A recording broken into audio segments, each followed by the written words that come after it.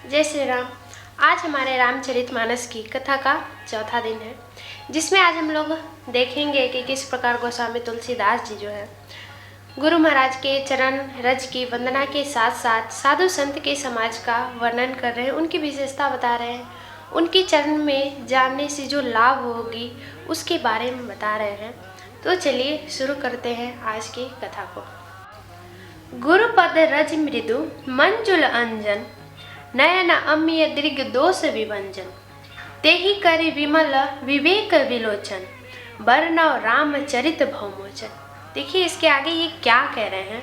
इससे पहले तो हम लोगों ने देखा कि वो गुरु महाराज की जो रज है, चरण की जो रज है, उसकी विशेषता बताया, उसका जो चरण रज है उसका काम बताए कि उससे क्या कर सकते हैं हम लोग। मन रूपी जो दर्पण है उसका साफ कर सकते हैं।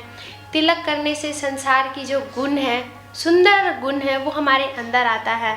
और आगे ये कह रहे हैं गुरुपद रज मृदु मंजुल अंजन, नयन अम्य दीर्घ दोष विभंजन। अब इसके आगे ये भी कह रहे हैं गुरु महाराज की जो चरण कमल की जो रज है, इन सब गुण का तो वो बखान पहले कर चुके हैं, पर इसके अलावा ये रज जो है किस काम आ सकता है। ये रज जो है कोमल है, सुंदर है, जो आँख का जो दोष होता है उस दोष को दूर करने वाला, आप कह सकते हैं एक औषधि का काम करता है। ये एक काजल है, कोमल काजल है, जिसको हम अपने नेत्र में अगर लगाते हैं, जो हमारा आँख जो है ये अज्ञान रूपी जो चीज़ देख लेता है। जो कभी हम अपने आँख से देखते हैं पर देखते कुछ और है, समझते कुछ और है और अपने दिमाग में कुछ और सेट कर लेते हैं। वही है कि जो हम लोग देखते हैं, जो समझना चाहिए वो समझ नहीं पाते। हमेशा अक्सर होता है कि कुछ गलत ही समझ बैठते हैं। उस समझ को साफ दिखाने के लिए, वो जो हम देखें उसको साफ दर्पण की तरह दिखाने के लिए, उसमें क्या गुण है, उसके दोष है, उस दोष को मुक्त करने के लिए ये अंजन जो है, ये काजल जो है, ये बहुत ही लाभदायक है। गोस्वामी तुलसीदास जी कह रहे हैं तेहि करि विमल विवेक विलोचन, बरनव रामचरित भवमोचन। उसी अंजन का अगर मैं इस्तेमाल करूं, मैं प्रयोग करूं, तो मेरा जो ये नेत्र है ये विवेक रूपी निर्मल हो जाएगा। और ये जो संसार रूपी भवमोचन है, संसार के जो ये भव है, बंधन है, इससे ऊपर आकर, इससे मैं परे होकर जो रामचरित की जो मैं रचना कर सकता हूँ, ये बहुत ही सुंदर शब्दों में मैं कर सकूँ। और ये जो रचना होगी ये तो हमारे जो रोग है, कष्ट, उसको दूर करने के लिए होगी। तो वही कह रहे हैं कि इस काजल का उपयोग मैं करूं, अपने नेत्र को निर्मल बनाऊं और मैं ये रामचरितमानस का रचना कर पाऊं, जिससे लोग अपने जीवन में उतार सके और उसको समझ सके, सभी कठिनाइयों का हल कर सके। आगे क्या कहते हैं।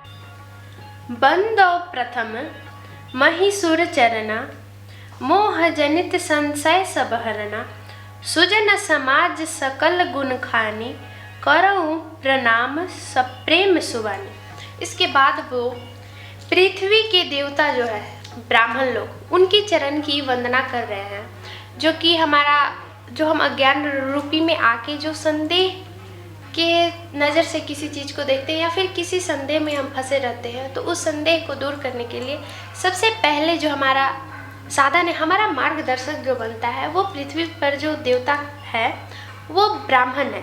और वही जो है इस संदेह को दूर कर पाता है। उसी ब्राह्मण के चरण की ये वंदना कर रहे हैं। अब ऐसा नहीं है कि ब्राह्मण जो है सिर्फ हमारे संदेह को ही दूर करते हैं। भगवान राम की भी जब संदेह मन में उनके उत्पन्न हुआ था, तो उसको भी विश्वामित्र ने दूर किया था। विश्वामित्र कौन थे? वो एक ब्राह्मण थे।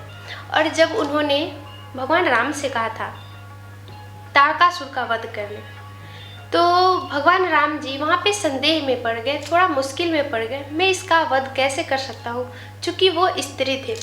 तब उनके इस संदेह को विश्वामित्र ही थे जो इन्होंने दूर किया। उन्होंने कहा, हे राम, ये स्त्री अब कहाँ रह गई? इसका तो स्त्री का अस्तित्व ही उसी दिन खत्म हो गया जब ये राक्षसी बन गई थी। तो आप अपने इस संदेह को दूर करें, और ये स्त्री नहीं है, चूँकि ये एक राक्षसी बन चुकी है, इसलिए आप इसका अंत करें। तब उनके इस संदेह को विश्वामित्र ने दूर किया और भगवान राम ने तारकासुर का वध किया।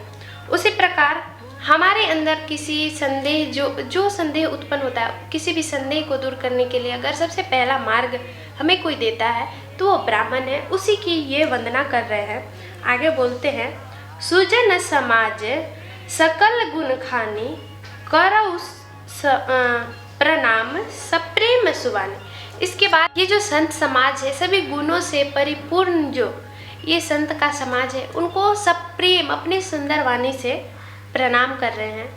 आगे देखते हैं गोस्वामी तुलसीदास जी क्या कह रहे हैं। साधु चरित शुभ चरित कपासु निरस विशद गुण मैं फल जासु। जो सही दुख पर छिद्र दुरावा बंदनीय जेहि जग जस पावा।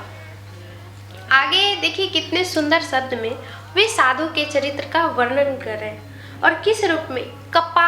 कपास तो हम सब जानते हैं, देखे भी होंगे, कितना सादा होता है, एकदम वाइट, कोई भी उसमें दाग नहीं होता है। वही कह रहे हैं जो साधु का जो चरित्र होता है वो सारे जो दोष है उससे परे होता है, दोष रहता ही नहीं है साधु के चरित्र में। एकदम सादा कपास के भांति होता है, उसके फूल के भांति होता है, जो कि सारा दुख खुद सहता है। अब कपास से धागा बनने की जो प्रक्रिया है वो उतना सरल होता नहीं है। धागा बनने में भी उसे कितने बार कितने चीज़ का संघर्ष करके उसे धागा बनाया जाता है, फिर उसे वस्त्र बनाया जाता है। जब वस्त्र बनाया जाता है तो कितने छिद्र से उसमें कितने छेद किए जाते हैं, छिद्र से होकर एक वस्त्र तैयार होता है। और ये वस्त्र आगे चल के हमारे तन को ढकता है। मनुष्य को तन को जो ढकता है वो जो है कपास है, जो कि धागा में पहले धागा बनता है, फिर वस्त्र बनता है और हमारे तन को ढकता है। उसी प्रकार जो है साधु महाराज संत समाज के जो साधु होते हैं उनका चरित्र होता है। वे अपने तो सारे कष्ट सह सकते हैं, सारे कष्ट को सह लेंगे, अपने अंदर दबा के रखते हैं, पर हमें किस तरह से हमारे दुख का निवारण होगा उसको सरल बनाते हैं। उससे बाहर निकलने का हमें जो है नए नए उपाय बताते हैं। इसलिए कह रहे हैं साधु का यहाँ पे वे विशेषता एक कपास के जैसा कर रहे हैं कि साधु और कपास में कोई अंतर नहीं है, दोनों सेम है। खुद कष्ट सह के हमें कष्ट से मुक्त करते हैं, यही यहाँ पे वे कर रहे हैं। और इस प्रकार से जो है साधु जगत में वंदनीय हो रहे हैं, पूजनीय हैं, क्योंकि वे सभी के कष्ट को दूर कर रहे हैं और अपने कष्ट को कभी दिखाते भी नहीं है, वो अंदर अंदर छुपा के ही रखते हैं। इसलिए साधु जो है अपने आप में एक बहुत ही ऊंचा पद पे होते हैं, बहुत ज़्यादा पूजनीय होते हैं। मुद मंगल में संत समाजो जो जग जंगम तीरथ राजू।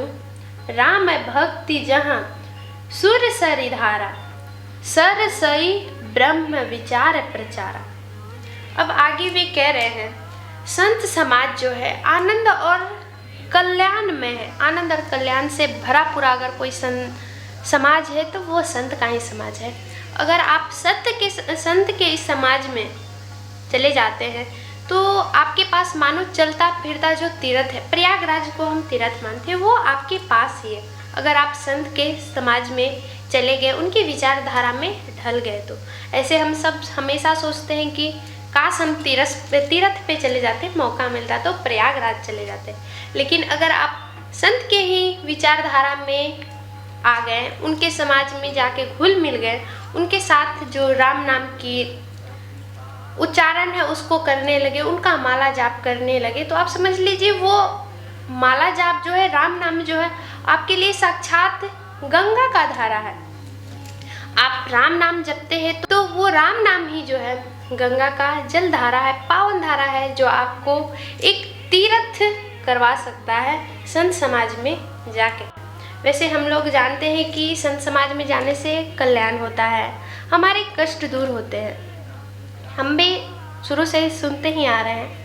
हमारे घर में जो है हम लोग हमेशा से सत्संग करते हैं, बचपन से ही हमारा पूरा समस्त परिवार हम लोग वैष्णव है, सत्संग करते हैं। मैंने एक बार पिताजी के मुँह से एक भजन सुना है, इसको पढ़ते ही मुझे वो भजन जो है याद आ गया।